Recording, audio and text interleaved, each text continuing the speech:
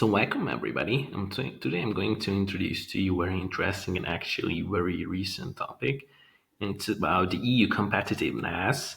And in this report presentation, I'm going to summarize to you the competitiveness report that has been written by Mario Draghi, who is the former central banker of the European Central Bank. And in this section, actually, or in this presentation, I'm going to not really dive deeply into exact details because the whole report itself is 300 pages long. So if you really would like to read it like page by page, you can do it. But now I'm going to give you a brief summary of it. So let's start. In the beginning, there is a current situation and key challenges section. And in this section, which is the first part of the report, it is highlighted that the EU has really strong economic foundations, such as, for example, the economy benefits very much from open markets and from a stable legal framework. So everybody who has ever been to Europe or actually is living in Europe has already experienced these. And obviously, even though the economic foundations are very strong, there are some challenges or problems that the EU is facing. And the primary reason why the EU is facing these challenges is that actually the world has changed a lot in the past 50 years, and especially in the past 4 years. For example, when COVID 19 started, or let's think about the US, Ukraine, Russia war. So actually, in the upcoming year, the past years in the EU were really pretty turbulent, and therefore there are some challenges that have recently arisen. And first is the innovation lag. For example, is that only four European companies are in the top 50 global IT firms, and the most of them is from Asia and from the EU, from the US, and which is also another downside of the European economy is that the energy prices are quite high compared to, for example, US or compared to Russia. So these are risks that must have been tackled by the EU. What's also really important to mention is that due to the war in Ukraine, geopolitical risks are permanently arising, and it's also this conflict necessitates higher military spending as well. So it's also there is a pressure on the European budget because as the war is escalating and as it is ongoing, there is a need for more money for military spending. So this is the first part. And in this case, you can see that there are lots of challenges that have to be tackled. Let's go a little bit further now to the next section. And the first, in this section, I'm going to summarize to you how to address the innovation gap. So in this case, as you can see it on the upper side on this slide, there is a declining productivity, which means that the EU productivity has been falling since the mid 1990s compared to the US. And the primary reasons of that there are lots of barriers to innovation. For example, as you can see, the capital favors or flows into non-innovative sectors, which is quite a bad. The bureaucracy stifles innovation, so it's, for example, really hard to research and then commercialize or monetize it. It takes basically a really long process.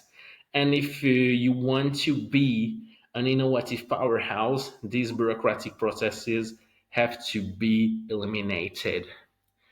As you might have heard it, the education system in the EU is also lagging behind to, for example, the US universities. So simply, the education system is not performing as well as it should be performing in the EU. And what are the recommendations of Mario Draghi? For example, I just highlighted here the most important ones. First is launch a joint research program, and it's already existing. So the new one should operate with a double deficit budget. Sorry, and I have mentioned it a bit previously that the research must be commercialized. The relevant legal frameworks to it must be also improved, and the bureaucracy must be reduced. And also, which is also relevant in this section, is that the EYF, so the European Investment Fund, has to increase funding for innovation projects. And also, there is a huge skilled labor shortage within Europe, so it must be somehow addressed. And according to Draghi's plan, there must be a targeted education and an EU level certification on that. The E-level certification in this case means that if you have this, so if you take all the examinations related to it, then you will get it and you can use it and you can be employed EU-wide with that. So it should actually increase transparency when someone is a job seeker. So let's go a bit further into the next section, and it's also about a certain problem, as it was the case in the previous sections, and it is the competitiveness and decarbonization. As you can see it in the upper side, the energy costs are also really high in the EU, so the high energy prices hinder both growth and the adoption of digital technologies. And also, as the EU is pioneer in decarbonization, it could create a competitive advantage in the application of the clean tech. So it's really important for the EU to stay on this path concerning sustainability and decarbonization, but also it has its own challenges. For example, balancing decarbonization with global competitiveness is difficult. That's very obvious, I think, to see. And some protectionism may be also required to safeguard the critical industries. So it's kind of against a bit of protectionism. And also, this section of Draghi's research has a certain strategic focus, and it aims to develop sector-specific strategies, especially in energy, transport, and telco sectors, which are also key and crucial industries within the EU. And if we go further, as the geopolitical risks are rising, the security and the dependency as an issue is also emerging. As you can see it, and as you might assume it, that the external dependency of the EU is in itself is a risk. So Europe relies heavily on critical resources such as rare earth element and technologies. So it's basically a vulnerable area. And also, in the past years, geopolitical risks have arisen. For example, the traditional ones from the traditional warfare side, such as the Ukraine conflict, and ones from the hybrid threats. From, for example, these are the cyber attacks. And also, it has to be addressed somehow. And Draghi said that from the defense and policy side, there has to be some action taken. For example, the defense spending must be increased and the industry capacity must be built. What's also really important is that there is a need for the creation of a unified EU foreign policy, focusing on securing critical resources. So it's going to be a new element once it gets into practice. And also, an infrastructure must be built to protect the key networks. So basically, the geopolitical risks are one of the hugest problems in the EU, and it must be addressed accordingly. If we go a little bit further, there is a section focusing on financing and regulatory reforms. And from the one side, there are certain investments needs. For example, almost 800 billion additional investment annually is needed to meet this competitiveness goals, which is a huge amount of money.